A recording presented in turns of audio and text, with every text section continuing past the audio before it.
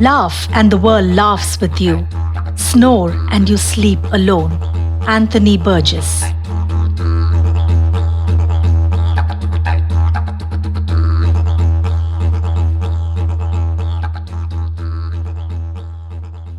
Hey everyone, this is Arun. And Jojo. And you're listening to Scraps, Bioelectronic Medicines. If you really want to know what the sound that was playing at the beginning of the episode, you need to stay patient right up until the very end. Before we get started, we want to let you know that you should head over to our Twitter and LinkedIn profiles, both for Arun and for myself, and then also check into the Scraps podcast profile. Go ahead and support us by liking us on your favorite podcast app if you haven't already done it. And trust me, my daughter did it, you should do it too. So Jojo, how are you doing? I'm doing okay. It's been crazy travel and work and travel and fun and work is fun. So it's been fun, but I feel like we've needed to work a little harder on keeping the podcast going. Well, yeah, you've really hit the road since April, haven't you? But I'm actually glad that both of us had a chance to meet face to face last month at one of the conferences in Minneapolis. And more importantly, before you hit the road again, I'm glad that we have some time to record this episode. So I know that it's normally you asking, what are we talking about today? But for a change, let me ask.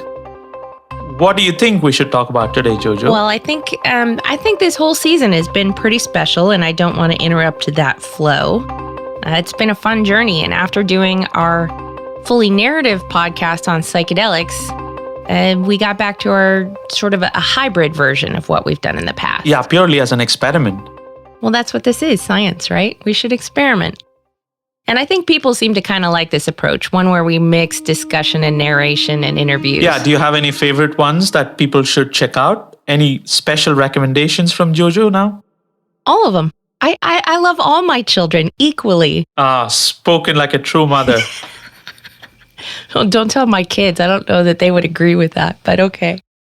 I think one of my favorites has to be the patient pioneers. I think that there are so many instances where people get into this field of work and study and research for altruistic reasons.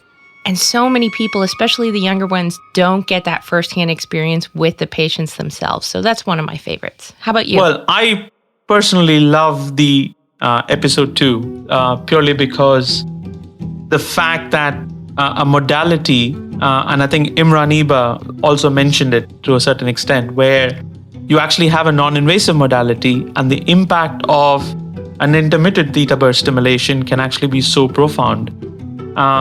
It strikes so many chords with me, both philosophically as well as scientifically.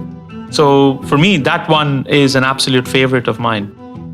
Look, I know you asked for one, but I'm also going to give you another one, which is the 5th episode titled The Killing.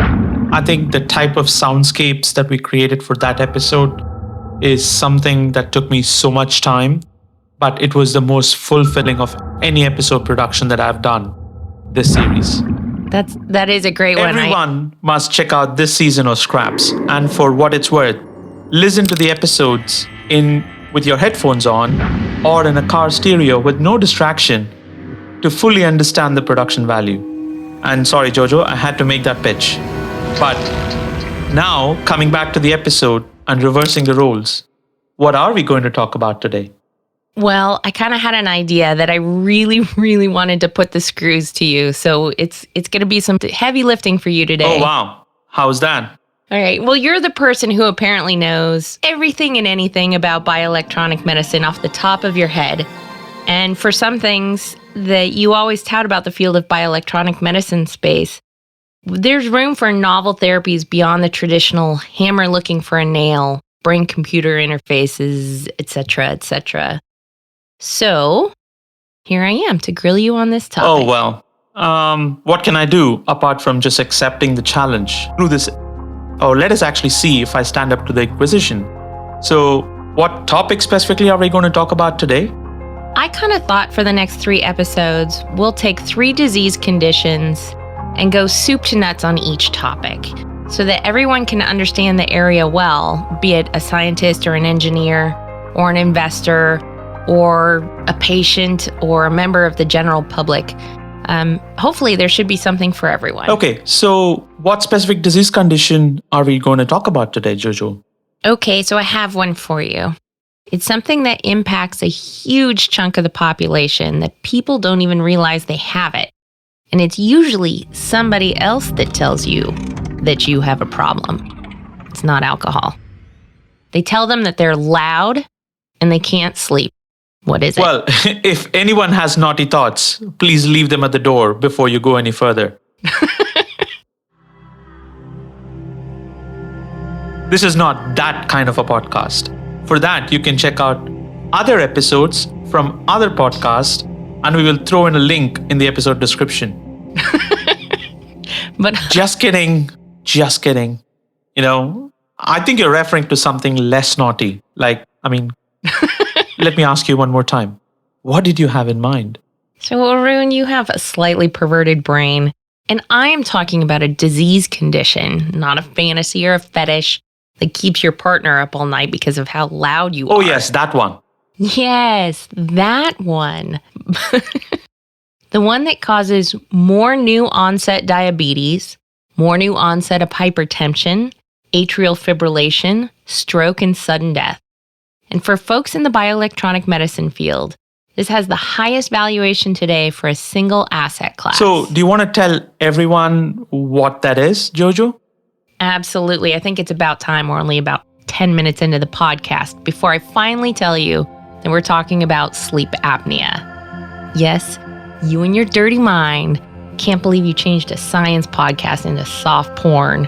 I'll never forgive you for this. But by the way, that category does exist too. This is not a paid promotion by any means, but just saying. But jokes aside, I think we want to tell you some important facts. Knowledge about sleep apnea goes back in history to about the period even before Christ, around 360 BC. And if I just list out some of the names in history who have had sleep apnea or sleep disordered breathing, you'd be very surprised. Some of the names include Napoleon Bonaparte, Queen Victoria, Johannes Brahms, Winston Churchill. If you are a fan of Charles Dickens like me, if you've ever read his novel Pickwick Papers, Joe, one of the supporting characters in the novel, had excessive daytime sleepiness that he fell asleep standing up while knocking on a door. And then, for the longest time in the 19th century, people with sleep disordered breathing in the 19th century were referred to have Pickwickian syndrome as a tribute to Charles Dickens's Pickwick Papers novel. I was startled by just how prevalent sleep apnea is. Globally, its prevalence is roughly 425 million of all adults between the ages of 30 and 69. So just to put that into context, that's roughly 5% of the entire world's adult population. Yeah, and what's worse than that is the fact that most patients don't even know that they have it. And so how do people know that they Well, have it? exactly as how you pointed out, Jojo. The partner who usually sleeps in the same room has a very disturbed sleep due to how loud and noisy the other partner's snore is. So as a result of this, initially this becomes a frustration when someone is woken up from sleep, and it changes to anger at not being able to sleep any further. And then to realize as the disease gets worse, where the awake partner with a disturbed sleep is seeing their partner lying down and having loud snores, extremely loud snores, snorts, and then suddenly their partner stops breathing. And this happens over and over again.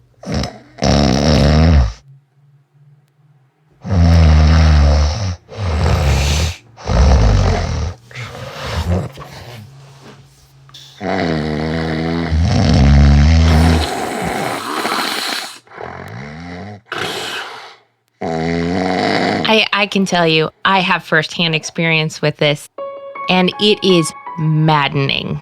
And it's hard to watch somebody else sleeping peacefully while you're not sleeping. And so whatever you do, a light tap can over time turn into a pretty brutal shove or nudge. Yes. So there must be some deep science as to why this happens. And should we talk about that part first? Yeah, if that's what we want to do first, because I think talking about that will help a great deal. Yeah, I think it's important for people to understand why this condition can be such a huge burden. And there's more to it behind just angry, non-sleeping, and disturbed sleep for the sufferer. Well, they're both suffering, trust me. Okay, so think about how people breathe in a normal situation. They take a deep breath in and a breath out. Inspiration or inhalation is an active process, while exhalation is a passive process. Does that mean I'm passive aggressive? Is that what you're saying? No, that's not what I'm saying. So aside from you calling me passive aggressive, would you please explain this inhalation-exhalation process? When a person inhales air, they have to recruit many muscles. The muscles of the nose, the oral cavity, the palate, the back of the throat, all contract for the nasal and pharyngeal cavity to dilate to hold more air.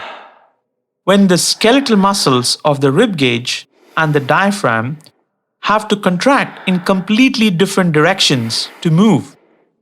In fact, the ribs actually move out almost radially from the center, and the diaphragm contracts and it's pushed down. And as a result, what happens? This creates a suction-like effect in the chest, and that pulls air through the nose and the mouth. But imagine for some reason if the negative pressure that is caused by the chest moving out and something that the person can actually control, both the chest cavity and the diaphragm moving down, is met with an obstructed oronasal cavity. Then what happens? Sounds to me like that's a recipe for not getting enough air with each breath. Almost like a vacuum expansion of a cavity with nothing actually flowing into the chest. Yes, exactly. So, although it is not as dramatic when it happens the first time, but you can imagine how the body gets conditioned to react when the oronasal passage is obstructed over and over. Although initially it might be obstructed to a very small degree, let's just put a number to it, let's say 20%. And then as the disease gets worse, it gets obstructed to slightly more, around 50%, and then over to 80%. And then over time, with repeated breaths, at a particular breath, a complete closure of the oronasal cavity happens. This slow and sustained obstruction over time builds up carbon dioxide levels in the lungs.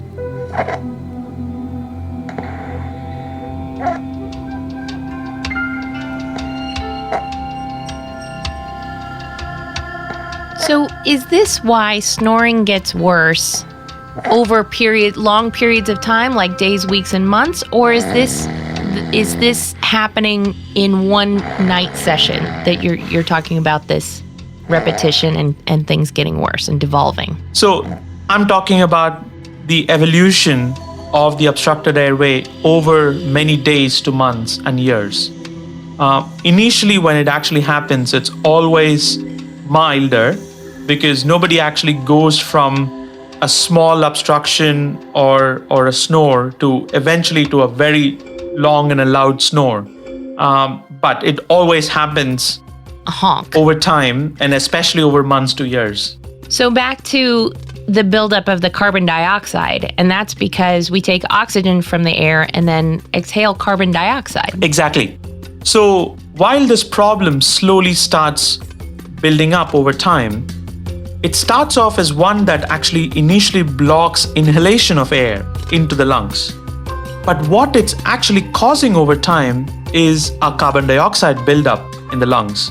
And what does that increased carbon dioxide do? Doesn't sound good. Well, carbon dioxide, interestingly, apart from causing global warming, especially outside the body and in the atmosphere, within the body, it's a very potent molecule that our body senses. So how does that work? For people who actually have studied physiology, or most of the medical students would actually really understand that carbon dioxide controls the acid-base balance in the body. And I will explain that a bit more. Our body has some remarkable structures, one in the periphery and one in the brain. And both of them sense carbon dioxide levels in the body. The one in the periphery that I just mentioned is just a single grain of rice size structure that senses many things in the body, like pH of the blood, CO2 levels, etc., to just name a few, and signals to the brainstem constantly about changes that will impact the body and specifically the blood's acid-base balance. Where is this rice-shaped structure of which you speak? It is bang in the middle of the carotid artery bifurcation in the neck. So if one wants to feel the pulse in the neck, and be careful before you actually do that, do not find your pulse in the neck on both sides simultaneously. Why? Is it kind of like me, no rhythm and it's out of sync? No, that's not the reason. The reason for that is because most unskilled people could press hard on both sides trying to feel for the carotid artery pulsations. And compressing the carotid artery on both sides will reduce the blood flow to the brain. So you don't want to be doing that. Oh, so now you just ruined my defense strategy when I go to choke somebody. Sir, officer, I promise I was just trying to feel for a pulse on both sides. But all right, let's come back to that single rice-sized structure. Yeah, I did say unskilled people, Jojo, so you could almost pass as an unskilled person in the art because you're not a healthcare professional. I know, but we've discussed it. Oh, precedence. We've discussed it now on tape, which makes that premeditated. So I'm taking that one off the table. Yes, it does. So let's get back to this rice-a-roni structure. Yes, so this single grain of rice size structure is called as a carotid body. You have one on each side, and this signals constantly to the brainstem regarding the carbon dioxide and pH levels, for example. This signaling to the brainstem is mediated via a small nerve, which ultimately goes and joins the ninth cranial nerve in the neck. And the electrical information that the carotid body sends to the brainstem appears in form of an increased firing upon detection of a higher carbon dioxide levels. And this tells the brainstem that something is wrong. And since this is a series about bioelectronic medicines, it's perfectly clear that this is all electric. Yep, it definitely is. So what does the brainstem do in all this? Well, the brainstem is both intelligent and dumb at the same time. So,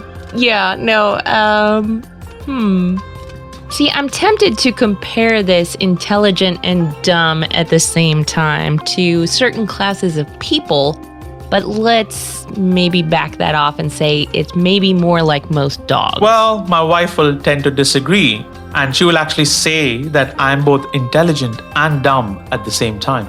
I'm gonna change But it. anyway, Okay, stay on topic, Arun.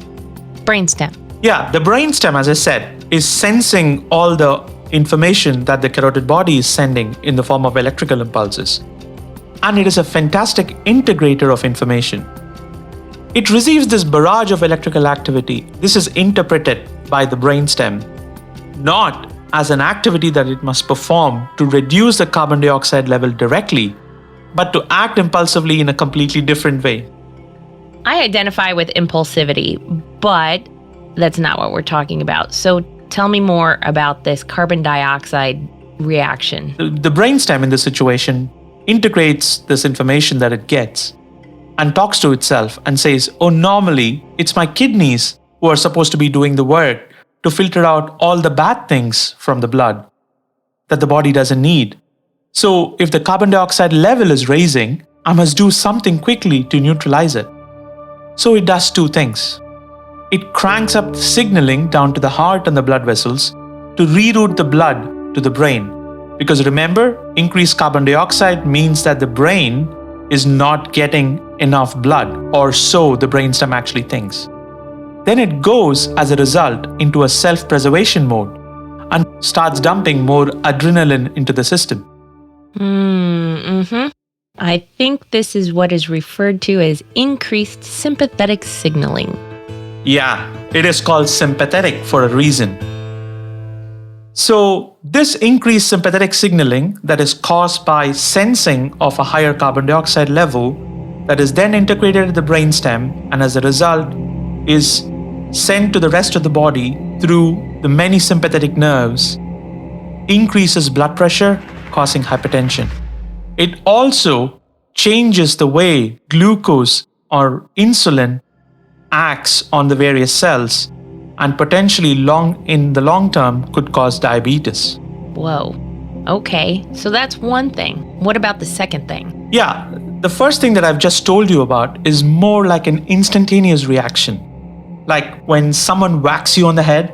In this case, I'm equating obstruction to the airway and an increase in carbon dioxide buildup as that whack on the head. Then your immediate reaction is to slap that person back. So the sympathetic signaling increase is much like Newton's third law on steroids, where the response is conditioned to a greater level every time the obstruction happens and the carbon dioxide level increases. And the second thing that I'm about to tell you is a little bit slow. But if the carbon dioxide levels keep rising over multiple days, even within a single day, due to multiple episodes of obstruction, and the person who has this obstruction is getting worse and worse over time, and when this gets worse, it leads to more carbon dioxide accumulation in the body. Yeah, I know it takes me a long time to not feel breathless when I run all 4 flights of stairs to my apartment when the phone's ringing. Yeah, exactly. The oxygen and the carbon dioxide balance and its equilibration happens very slowly. And this is where the kidneys get normally involved. But imagine if the obstruction happens with every breath. And this doesn't allow time for equilibration because the rate of breathing is much faster. And this increased CO2 levels as a result starts impacting the brainstem sensor over time. And this causes the brain to say, stop breathing. What? Really? Yeah, it's almost like a vicious cycle. The person literally stops breathing. And when no breathing happens, and enough negative pressure from the ribs moving out and the diaphragm moving down somehow drives to activate respiration, the patients who stop breathing will wake up with a gasp and go back to sleep again. But over time and over years, when the obstruction gets worse, this drive to breathe from the brainstem is also impacted negatively. That's one of the reasons why patients can actually not breathe for a longer and longer time as the disease gets worse. So essentially, a loud snore is nothing but an obstructed airway, which, in some cases, can lead to further obstruction and cause cessation of breathing. And that's why it's called an apnea. And as it happens during sleep, it's called sleep apnea. And there are 2 kinds, obstructive and central sleep apnea. And today we'll only speak extensively of obstructive sleep apnea. The reason for that is because the total commercial opportunity is much bigger in obstructive sleep apnea than central sleep apnea. But having said that, it's not as if the impact of what the central sleep apnea causes in patients is any less. We're not going to completely ignore central sleep apnea either. We're just going to address it to a much smaller degree. Obstructive sleep apnea, as the name suggests, is due to a mechanical obstruction to the airflow. But central sleep apnea is caused by central respiratory activation gone awry. Remember just a few minutes ago, we said that the accumulation of carbon dioxide in the body creates a vicious cycle that leads brain and the brainstem to not send any signals down to the chest to activate breathing.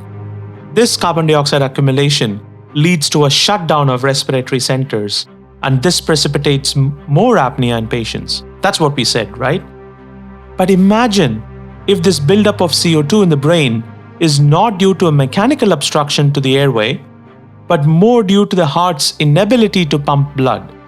as it frequently happens with heart failure.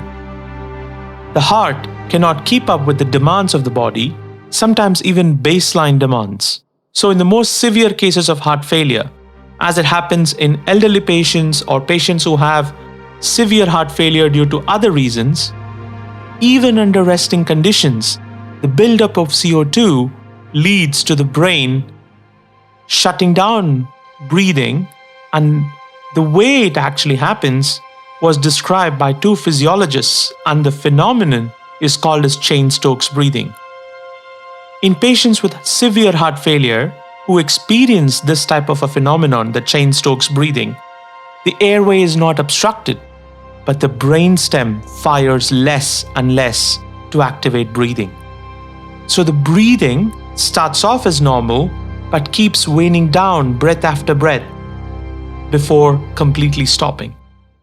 So one can differentiate central versus obstructive sleep apnea by various tests that people will perform by monitoring pressure and airway in the mouth as it might happen in a sleep study using polysomnography.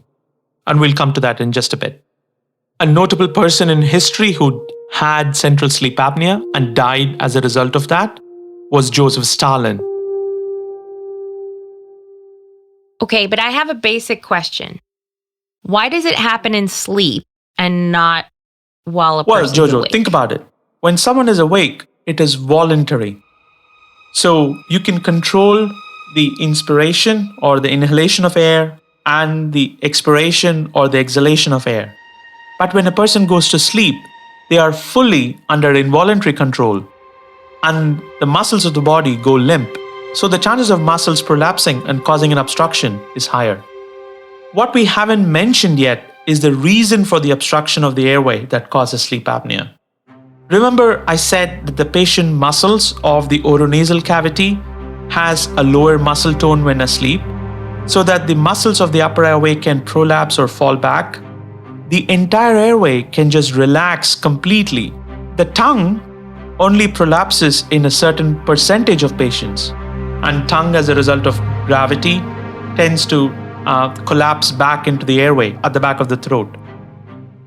But most patients, as we know today, are obese, might actually have a bigger neck size, and as a result of that, there is too much water in the interstitial space between their muscle.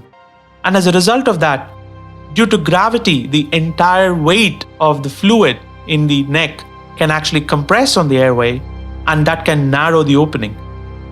So that is the reason when we talk about obstructive sleep apnea, the obstruction can come from either the tongue or from the other 20-odd muscle groups that forms part of the upper airway, which is part of the nasal and the oral cavity. Okay, so I have another question here.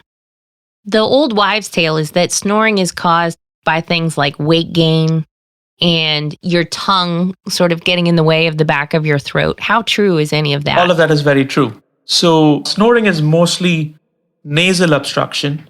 And that's why most of the things when people actually have sinusitis, when they have other forms of inflammatory kind of disease, etc., of the nose and the nasal mucosa, actually the snoring gets really worse. Even compared to people who normally snore to a certain extent, their snoring increases in intensity when they actually have an infection. And the tongue prolapsing is actually part of what actually happens at the back of the throat. So therefore, remember, both the nose and the mouth is connected. So the air goes through both the nose and the mouth when people are sleeping, because most people, let's face it, tend to have their mouth open. They breathe both through their nose and the mouth, but ultimately both of them converge at the back of the throat. Mouth breathers. And that's where the obstruction happens, because when you're lying down, the tongue, every other part of the muscle in the upper airway is attached to each other, except for the tongue. And the tongue is the one that can actually prolapse freely because it is under the influence of gravity. So it is true that the tongue can actually prolapse. Yeah, it is an independent little bugger, isn't it? But then I've also heard and experienced that snoring can get worse if the sleeper is in a really deep sleep and or just exhausted at the end of a really long, tough day. Does exhaustion and deep sleep affect it too? Yes, both of them do affect. Let's take the first one. Exhaustion is you're much more under involuntary control. So therefore, you are completely asleep. And you might have heard of people saying sleep stages. So you might be in a really deep sleep, at which point of time your body is entirely limp. The muscles of the body is very loose. And remember, I told you that the muscles of the airway actually has to contract to dilate. So it basically is to almost kind of, it's a circular pathway, right? So it actually has to contract to open the airway. But everything is relaxed. You actually have a much smaller lumen, as they call it, for the air to pass through. So that's what causes the obstruction. With alcohol, it's very similar to exhaustion, as an example. So that's why if somebody is diagnosed with sleep apnea, they will actually be saying you need to not have too much alcohol or reduce your alcohol intake to a certain extent, because all of that will actually impact your snoring, your obstruction, as well as eventually to how worse it can get when you're really asleep. Great. That's awesome for the explanation. Thank you. And as we normally do, we rely on more than just Arun's skillful scientific explanations. So we're going to include an excerpt here from a lecture that Dr. Kingman Stroll, he's one of the preeminent sleep physicians in the U.S., as he describes a patient's sleep apnea with a video running in the background. So if I started here, you'll hear background noise. He's looking like he's trying to take a breath, and now he's breathing. One breath, only takes one breath and goes right into the next apnea. Now, while it looks like he's trying to breathe, he's making efforts against a closed airway. His mouth is kind of working hard, but there is no airflow. And these efforts get larger until he breaks it with a resuscitative snore, 1, 2, and then obstructed breath. He actually stops breathing here for a minute or for a few seconds, and then starts up again. And this particular cycle of obstructive apneas, rescue breaths and snorts, and re-entering into another apnea is the hallmark of obstructive sleep apnea and sleep apnea syndrome.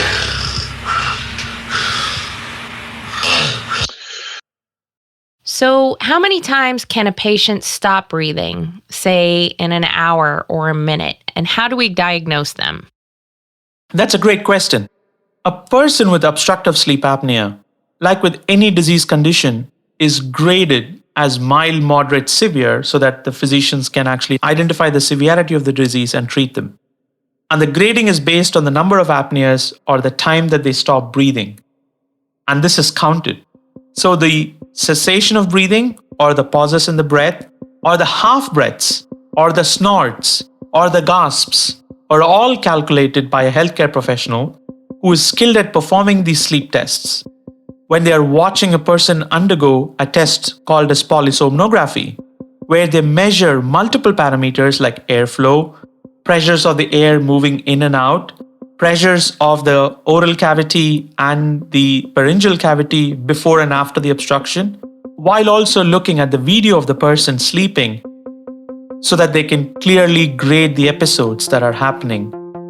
And the total count of these complete and incomplete obstructive episodes. You mean breaths, pauses, or lack of breaths, right? Correct. So these patients can actually stop breathing for anywhere up to 30 to 60 times in an hour. The total count of these episodes is expressed as a value called AHI. AHI refers to the apnea-hypopnea index. And this number is used along with the blood saturation levels that is also measured in the study as an indicator of how severe the CO2 accumulation is in the body to provide an index of severity of the disease. All right. So the next question, and I think it's logical, you can check me on that. For a problem this severe, where it affects so many people, and it can be really scary for a person to stop breathing for several seconds and multiple times in an hour during one's sleep session, pharmaceutical therapies must have tried to attack this, right? There must be something out there over the counter, prescription. What do they have? What is a problem in sleep apnea? It is the fact that patients actually stop breathing. So you need a stimulant to make the person to start breathing again. And most respiratory stimulants, as we know of, wakes up the patient. So really, if you're trying to treat sleep apnea and make the quality of sleep better, if you're making a drug that is stimulating the brainstem to wake up the patient, you're not really treating sleep apnea. And that's why pharmaceutical therapies have not been available for this condition. So I think you're telling me that the pharmaceutical solution is basically doing speed to keep you from sleeping, which stops the sleep apnea because you're not sleeping because you're on speed. Yeah, what I'm trying to tell you is that there is no pharmaceutical therapies for obstructive sleep apnea. The reason for that is because when you're trying to develop a drug for obstructive sleep apnea, you need to ensure that you're stimulating respiration without waking up the patient. And there is no drug that has ever been developed to relieve an obstruction while continuing to provide sleep to the patient. Makes perfect sense. But then back to this obesity issue. In a person who has a thicker neck, and I think you said it or I've read it somewhere that it's usually over somewhere around 60 centimeters in circumference. That patient, these obstructions are more common in those patients, and that sleep apnea is it's not only common in people who are obese. Is that, what's your take on that? Yeah, that's entirely true. I can see where the thought of obesity being associated with obstructive sleep apnea came from. In fact, it was made famous by Charles Dickens in his Pickwick Papers, but the real scientific and the clinical evidence came from a London physician called as W.H. Broadbent, who provided one of the early scientific descriptions of obstructive sleep apnea, characterizing it as we described as a failure of inspiration to overcome the resistance in the pharynx with audible signs of snoring and periods of perfect silence with ineffectual chest movements. And he was the one who actually called it Pickwickian syndrome. And another physician called Bickelman reported that patients actually have alveolar hypoventilation associated with obesity.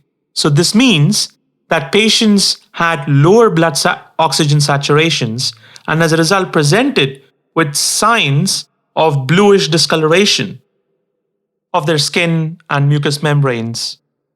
While obesity or increased BMI is a major risk factor for developing obstructive sleep apnea, there is emerging evidence to show that it is not just entirely an obese patient who is at a risk of developing OSA or obstructive sleep apnea, but also the shape of the neck and the anatomy of the neck that predisposes people to obstructive sleep apnea. Yeah, because I have heard some skinny people saw logs. So pharmaceuticals obviously have a huge hurdle to overcome, and they haven't done it yet. And so what does that leave as a treatment for patients?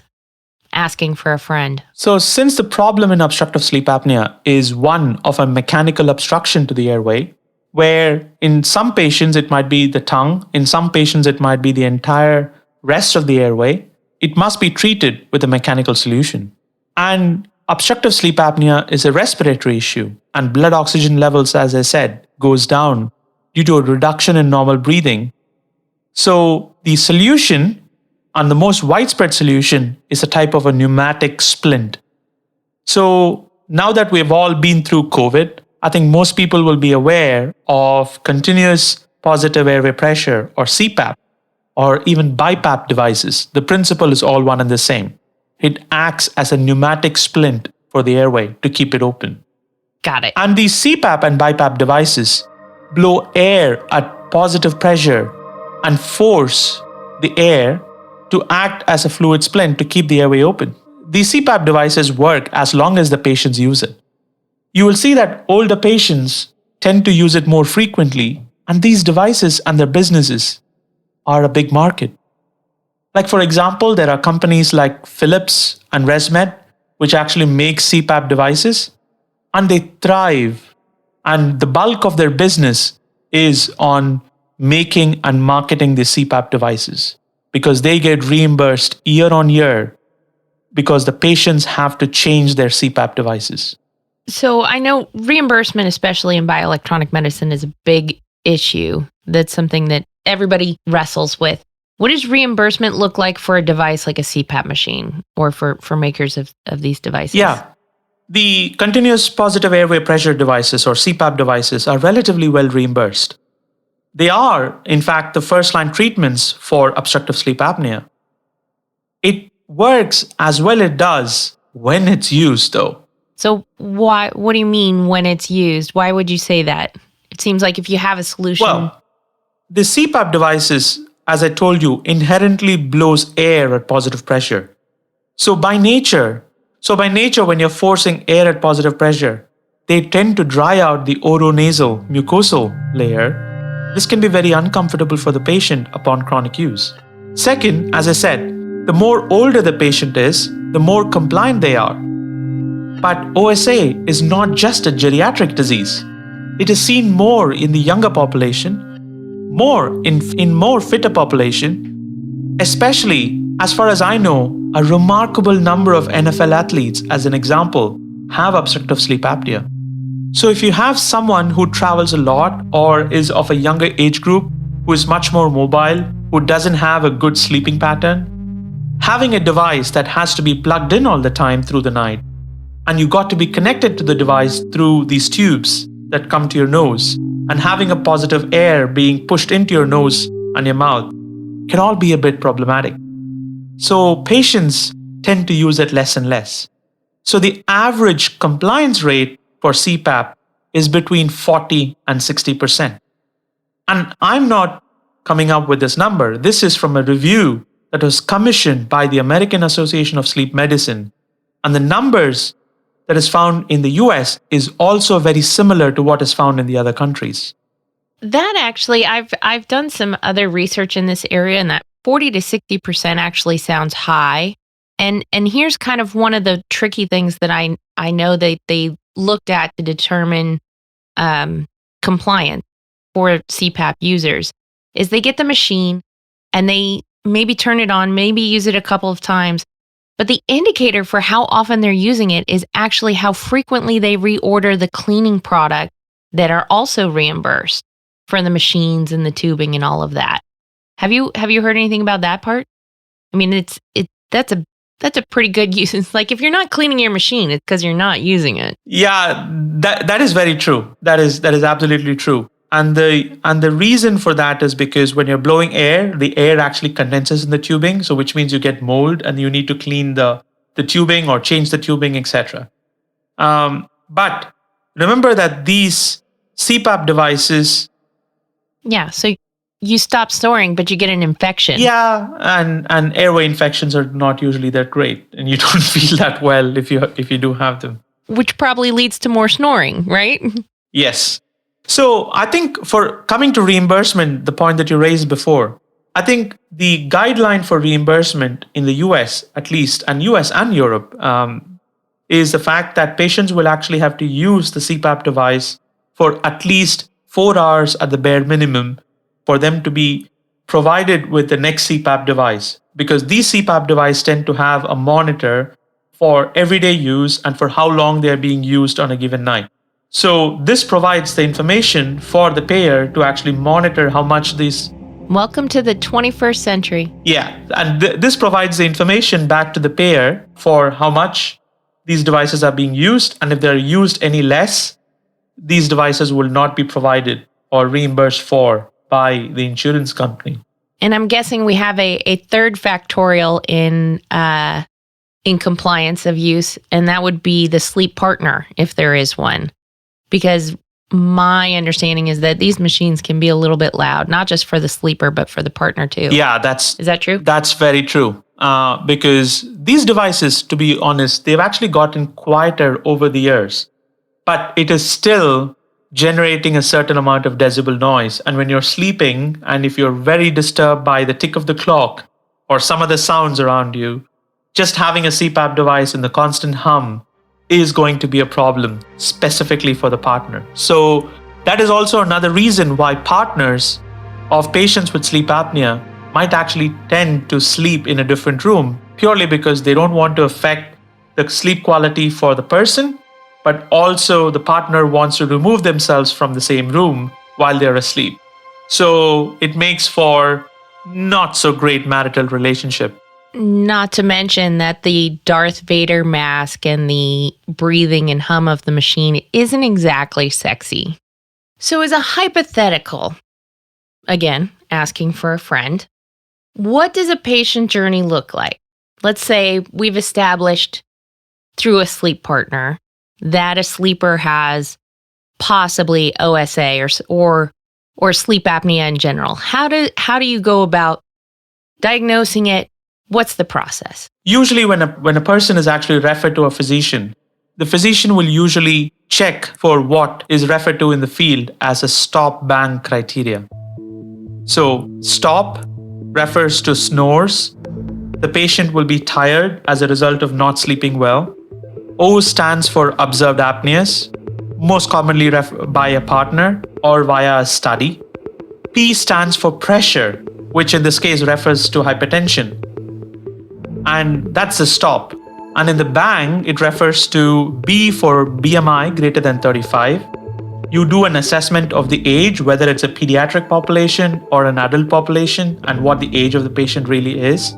N refers to the size of the neck, and G refers to the gender. Each specific letter of the acronym has an associated risk with it. So based on this, a score is assigned. And if it's a case of a mechanical obstruction in a pediatric population, like, say, an enlarged tonsils, which usually is a cause for obstructive sleep apnea in children, they would perform a tonsillectomy. And in those children, this procedure will usually take care of relieving the obstructive sleep apnea symptoms. But in the case of an adult population, after examining and ensuring that the person is snoring, is tired the next morning, has a certain degree of reduction in cognitive function the next morning, has observed apneas by the partner, potentially has hypertension, also is obese, and has a thicker neck, and potentially is of a male gender, they will usually prescribe CPAP, as we just discussed, as the first line of therapy. After CPAP, and patients will usually be monitored for compliance to CPAP, which we did discuss, is anywhere between 40 to 60% at best. If the patient is not compliant on CPAP, they actually have two options, most commonly. The first one is surgery, and this is usually only done in a very small subgroup of patients by ENT surgeons who will usually go ahead and change the shape of the palate. Remember, I told you that in some patients it could be an anatomical kind of obstruction because of how narrow the oral cavity could actually be. They actually perform a very invasive and also what seems like a very painful procedure when I say the name. They actually perform a procedure called as HPP, which is referred to as hypopharyngeal uvuloplasty. So they basically literally split your palate into half and then they restitch it to make the lumen of the cavity bigger than what it was before. So as you can imagine, that is a very invasive and also something that is not done widely. The next option is usually another non-invasive modality, which is referred to as a dental or a denture devices. Patients will usually have a submandibular device, and that is usually provided to patients, much like how a denture device is actually worn. And this, again, is very painful because it literally can be adjusted with screws to push the lower jaw out so that the obstruction is actually very less. While I did tell you about CPAP devices that the compliance rate is around 40 to 60% at best, but in patients who actually comply, the efficacy can be as high as up to 95 to 100%. But with submandibular devices, it is a device that you actually get fixed by a doctor and you probably have to put that in before you go to sleep. All the patients are compliant because they are wearing it for the whole night. But the efficacy of it is almost close to 50%. So really, it's a toss of a coin. So what I'm trying to tell you as a result of that is if you get diagnosed with sleep apnea and if you don't use CPAP well, then you have a big problem. And that's where neuromodulation or bioelectronic medicines come to the party. I knew you weren't going to leave us hanging you weren't going to have us go through this whole discussion of a massive population of people that can't be helped by drugs, aren't candidates for surgery. Nobody wants to wear a denture guard at night. And then additionally, you're impacting a sleep partner. So there has to be something that you're holding in your back pocket. And I know you're going to tell us a lot about some of the companies that are looking at this, because it's a huge market. It's relatively not well addressed in what is out there in terms of options. And I smell opportunity. Yeah, there is a huge opportunity. And as you said before, Jojo, I think the treatment for obstructive sleep apnea is the most valued asset in the field of bioelectronic medicines, even bigger than deep brain stimulation or spinal cord stimulation in terms of market cap. But let's actually talk about what exactly this option is. As I told you, obstruction to the airway can actually be a result of the tongue, which is the most independent muscle group, prolapsing back into the airway. And this tongue, or the tongue, is actually innervated by nerves. And this is what helps you to move your tongue when you speak, when you eat, etc. So therefore, stimulating the nerve to the tongue can actually be very beneficial in moving the tongue out of the way such that air can enter and the symptoms of obstructive sleep apnea can be reduced. So that's what the hypoglossal nerve stimulation companies do. Is that the only nerve target for a bioelectronic medicine approach to OSA? The answer is, at this point of time, they are the ones that are commercially approved. In fact, there is one device that is commercially approved, but the upper airway, which is a combination of the oropharyngeal cavity or the nasopharyngeal cavity, which includes the nose as well as to the back of the throat as well as the pharynx, the lower throat, is composed of 20 different muscle groups on either side. So there are great many nerve target options that could be available, because hypoglossal nerve stimulation only impacts 15% of the population. So let's actually take 100 patients. You have 100 patients who are diagnosed with obstructive sleep apnea. So 40% are compliant with CPAP device. 60% or 60 patients out of 100 are not compliant with CPAP device. So they're looking for new options.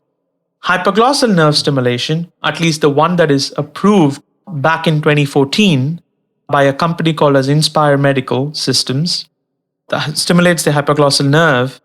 And this only treats, according to the pivotal trial, 15% of the 60 patients, so which is approximately 9 out of the 60 patients.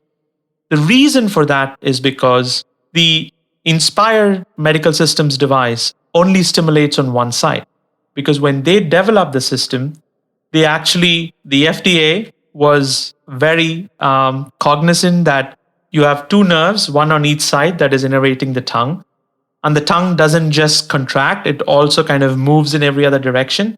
So you have to be very specific to that specific branch of the nerve that innervates or causes the protrusion of the tongue. So therefore, the FDA was really cognizant of making sure that the therapy was safe. So they only approved the device as a unilateral stimulation. And this unilateral stimulation device from Inspire Medical uses a stimulation device that is implanted under dissection by an ENT surgeon, and another lead is actually tunneled to the chest. And the lead that is tunneled to the chest acts as a sensor to see if the patient is breathing or not. So when a patient breathes, the chest moves, so it diagnoses it as a breath. When the patient is actually not breathing, the chest doesn't move, so the sensor actually knows that the patient is not breathing. But interestingly, you don't want to wait until the patient stops breathing to stimulate them. So what the hypoglossal nerve stimulation does is it senses the breathing, it senses the chest wall moving out, and it stimulates the hypoglossal nerve at the peak of inspiration. And the inspiration is only provided during the peak of the inspiration, and then the stimulation of the nerve stops, because that's when you're drawing in air, and that's when you want the tongue to be out. Because when you're forcing the air out of the lungs, because it's a passive process, the air will automatically come out, because the body has those defensive mechanisms to push those air out, because it's a passive process. And you want to kind of accelerate the inhalational process and relieve the obstruction during inhalation of air. So that's what the Inspire medical systems do. It's a unilateral stimulation. It stimulates at the peak of inspiration, and it has a sensing lead. So I want to step back for a second and first give kudos for the marketing department at Inspire, because it's not just a play on a spark of genius and motivation as an inspiration, but in the actual act of inhaling to inspire. And, that's pretty clever. But if they're only treating 15% of that original 100 people, potentially, you could argue that the 40% that are compliant with CPAP may want something better and could potentially be candidates there. But if Inspire is only treating 15% of this population, what other companies are going after this target? Or this indication? First of all, I think the field is not without failures. So there was a company around the same time that Inspire Medical was developing its therapy, called as Apnea Medical. That was also in the Twin Cities area. And it was interesting that both Inspire and Apnea ran their early efficacy studies in patient group with all types of collapses. So let me explain that further. As I said, the tongue prolapse and the Inspire Medical's device currently, as it was done in the pivotal trial, only works for 15%. And I also did say that the upper airway is composed of more than 20 different muscle groups on either side. So when you think about an opening, you can actually have a collapse in the front and back, which is what the tongue does, because the tongue actually moves forward and backwards. That is called as anterior-posterior collapse. There is a collapse that actually happens on the side, which is from left to right. That is called as lateral collapse. And then there is something called as concentric collapse, which basically is the entire airway kind of blocking as one go. And most patients, and they did a study of drug-induced sleep endoscopy. So both Inspire and Apnea actually ran its trials in all patients who were not compliant with CPAP. And what they found was that it was only efficacious in the patients who actually had a tongue prolapse, but not in the other groups. So therefore, Inspire had to rerun its pivotal trials in the specific patient group to get FDA approval. Apnea investors decided that they wouldn't invest in the company, and they killed it. So now, coming back to the drug-induced sleep endoscopy studies. So the reason why, and how can you identify that a specific patient is a candidate for an Inspire medical device? The way it's done in clinical practice is that after you fail CPAP or you don't adhere to CPAP, these patients actually undergo what is called as a sleep endoscopy, DICE study. They give you a small amount of medication to put you into sleeps, and they insert an endoscopy through your mouth, and they literally image what your muscles in the neck are doing when you're falling asleep.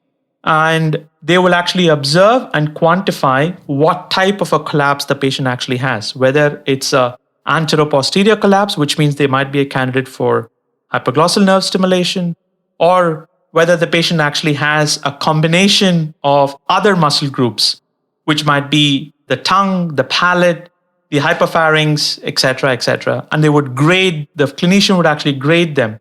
And if the patient actually has anything but the tongue prolapse, which is the remaining 85%, who have a mixture of multiple muscle groups causing the collapse, they wouldn't be a patient group for hypoglossal nerve stimulation. So therefore, Inspire device currently requires patients to undergo a DICE study to present themselves as candidates for the implant, which means it adds another layer of reimbursement hurdle, which means the payers will actually have to shell out another testing before the patients can actually get an Inspire implant. So that was the big hindrance in the early days of Inspire Medical's commercialization. And also there was an issue with the CMS coding, etc. So it's taken a while for them to actually ramp up their commercialization efforts and get to the stage where they are at this point of time. So that raises a very interesting point and the opportunity as you were alluding to. There is a big opportunity to treat the other patients. And remember, I told you that Inspire device is only unilateral. There are other companies like Imthera, which actually used, whose differentiation point was that you didn't have to put a cuff on the distal branch of where the Inspire was putting its device. You can actually put it on the bigger branch and then use this intelligent kind of multi-electrode kind of concentric way of elucidating which branch you would want to stimulate selectively, etc., without actually having a sensing lead. Because they felt that they would be able to predict which specific fascicle in the hypoglossal nerve could actually be stimulated to treat it.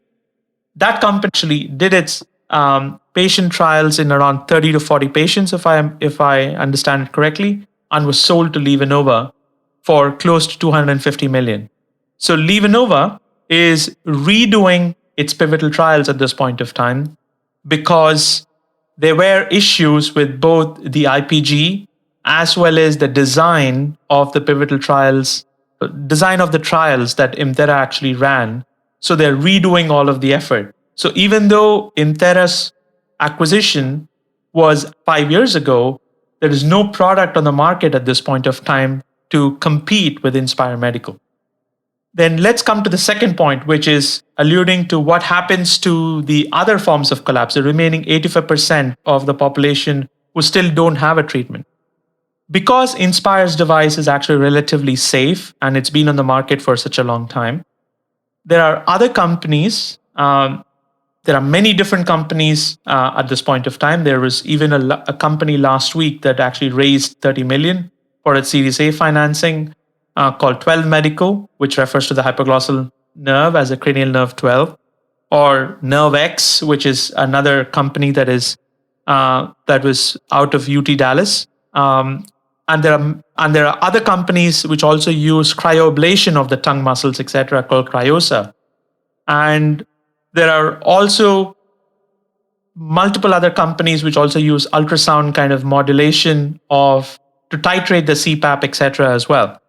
But purely from a perspective of, yeah, they are called Sonosa. So I think Sonosa is doing that, and Nyxoah. Correct.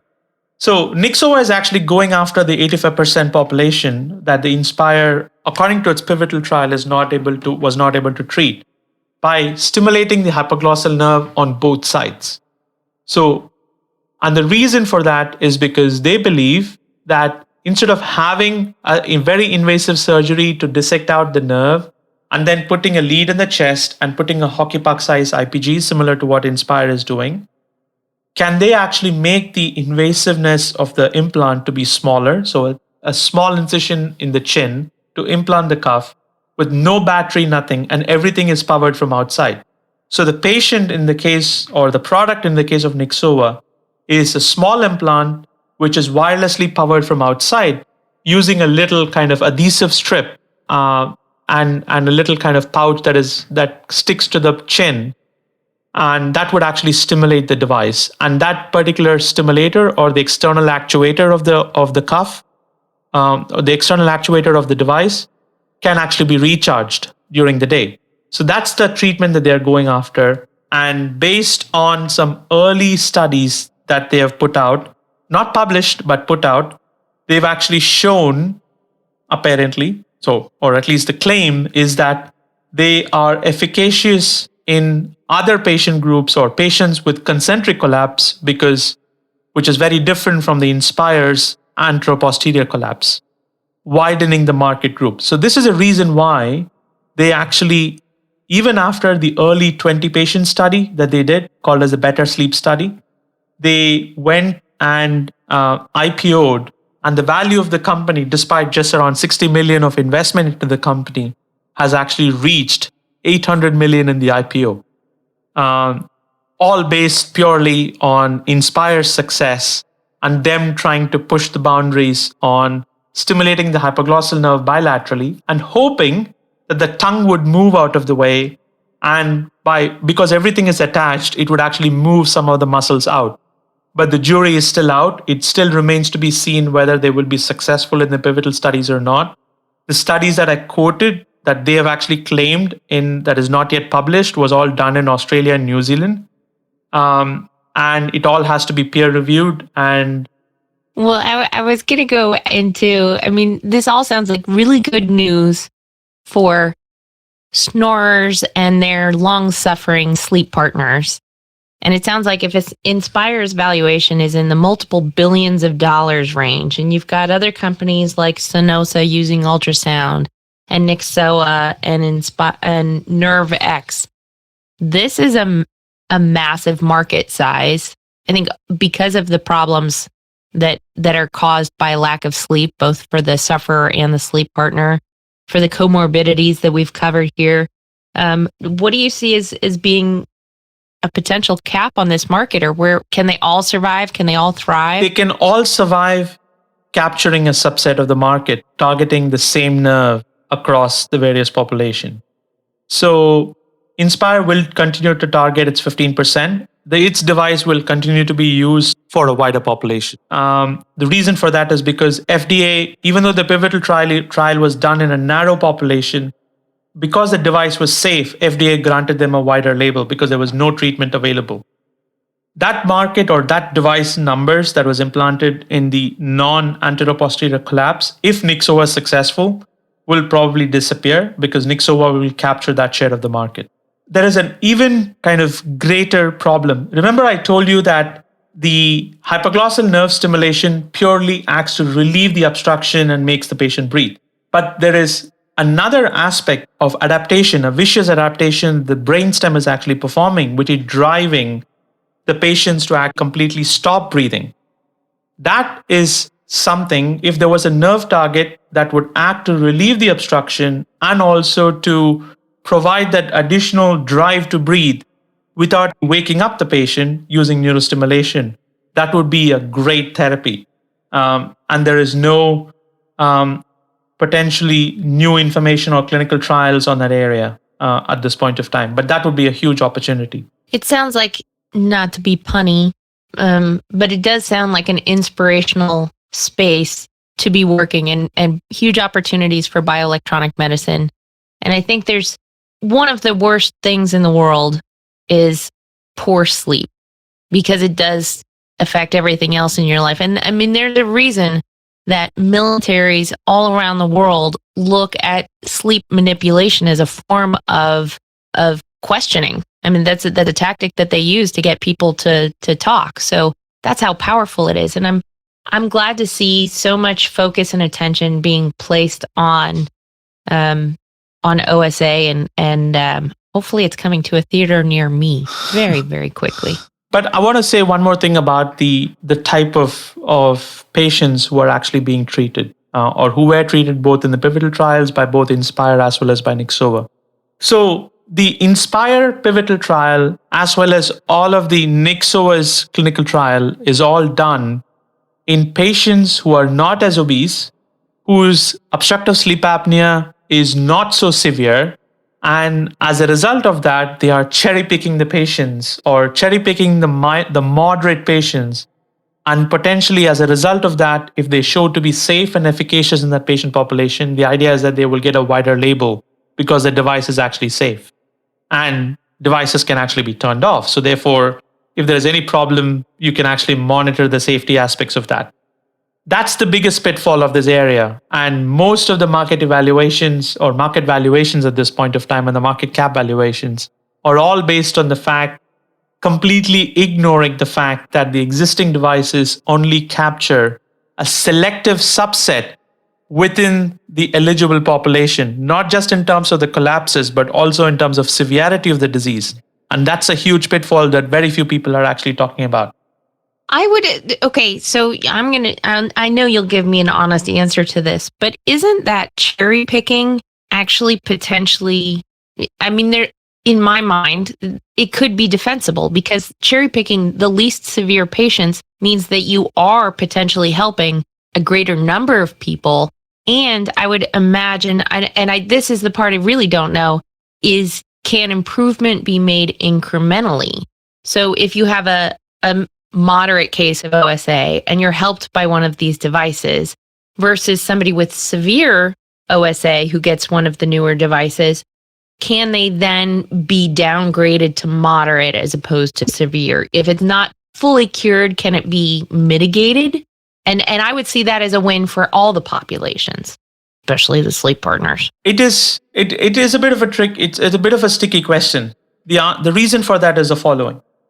There are patients who have moderate disease, which is a subset of the entire disease population. But most patient groups and most patients with OSA, the bulk of the patient groups actually have higher BMIs, in excess of 35, in excess of 40.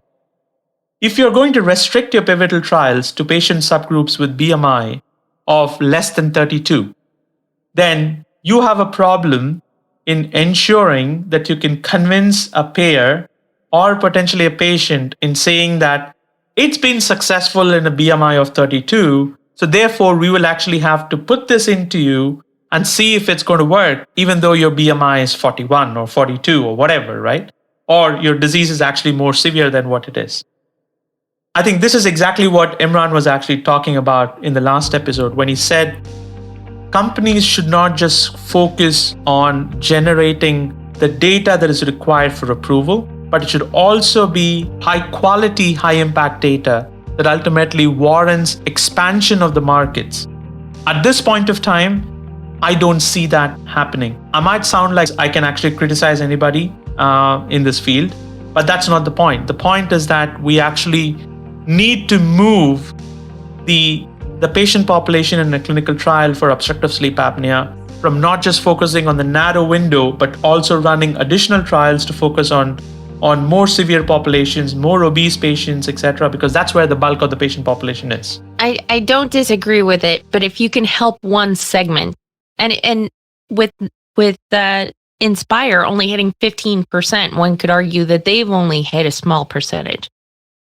But their valuation is based a small on percentage 85%. of the patients is still meaningful to so many people. Absolutely. Then their valuation should be entirely based on what they can actually impact. Yeah. It is basically 15% of the eligible population, but their valuation of 6.5 billion cap is based on 100% of all eligible patients that they can treat. And Nyxoah's IPO is piggybacking on Inspire's kind of data. It's all a bit kind of, I find it a bit funny. And this is an area not just of, their like, IPO, but their coding. And coding, exactly. Yeah, and it's not just the IPO valuation, it's the coding and the reimbursement pathways. Correct. Inspire really did lay the groundwork for a lot of these other companies to follow on. Correct. So not just the dollar amounts, but hey, more power to them. The more people that get a better night's sleep, maybe the less road rage, the less, poorly written emails, the less cranky people in the world. I'm all for it. So that was the gist on obstructive sleep apnea. But if you want to understand a bit more, as we promised initially at the beginning of the episode about central sleep apnea, I just want to take you back to the thinking that when the carbon dioxide level accumulates in a normal person's blood, the brainstem activates the breathing through firing nerve impulses in a nerve that innervates the diaphragm called as phrenic nerve. And this protective cycle goes awry in a patient with central sleep apnea. A company called as Respicardia, founded by an incubator called Coridia, developed a device which could stimulate the phrenic nerve, the nerve that innervates the diaphragm, through one of the veins that lies very close to the phrenic nerve. And a lead implanted in this vein could pace the diaphragm by activating the phrenic nerve. If you need a bit more information, we interviewed Howard Levin, the founder of this company, in our second season of the podcast, and you can go and check it out in the archive. We'll post a link to that episode in the episode description. Respicardia, the company that developed a treatment for central sleep apnea targeting the phrenic nerve, completed its pivotal trial and was acquired by Zoll Medical for an undisclosed amount. This device is now FDA approved. So now we are going to leave you with something fun. after an episode full of information, amazing amount of facts, and also information pertaining to emerging treatments of both central and obstructive sleep apnea. If you're sat there wondering that if the only way to treat sleep apnea is by stimulating nerves, because we said that the pharmaceutical treatments are non-existent, I have a surprise for you.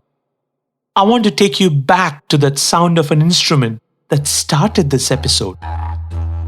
This instrument is the oldest wind instrument ever known to man.